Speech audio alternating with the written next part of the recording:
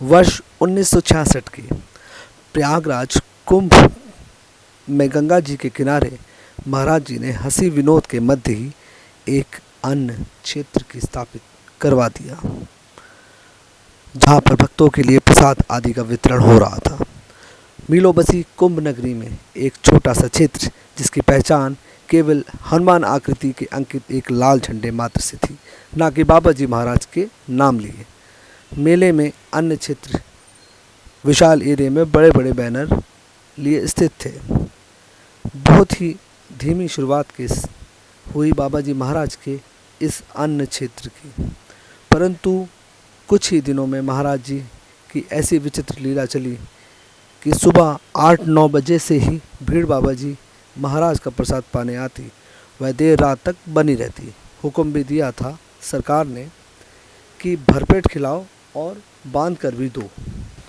कहाँ से सब कुछ आता था पता ना चल पाता। कभी शुद्ध घी में तरबतर हलवे का भंडारा, तो कभी खीर और कभी आलू मटर गोभी मिश्रित खिचड़ी का।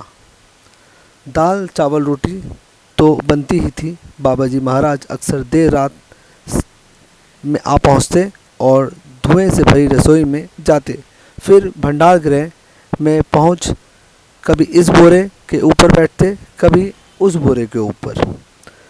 दाल नहीं है, चीनी नहीं है, चावल आटा नहीं है कहते, और सुबह पता नहीं किस माया के अंतर्गत 2-3 ऊँट नज़र आते, दोनों ओर पीठ पर लदी जीन्स के साथ।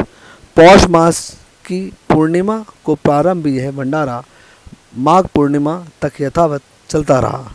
इस पूरे प्रकरण में अधोपांत बाबा महाराज की ही मनसा शक्ति अपना काम कर रही थी, जिसके बल पर ही भूमि आधार के ब्रह्मचारी बाबा उत्तराखंड की कुछ माइयों के साथ एक माह के विरहित भंडारे हेतु अपनी प्रचुर मात्रा में प्रसाद बना पाए।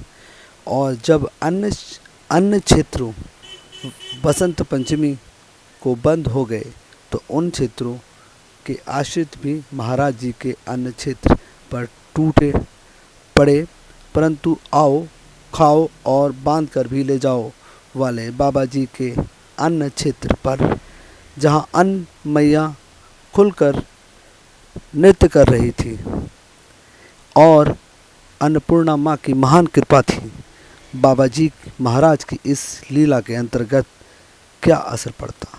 नित्य के भंडारे खूब चले, खुलकर चले, जिसके रामधनी उसके क्या कमी। राम राम।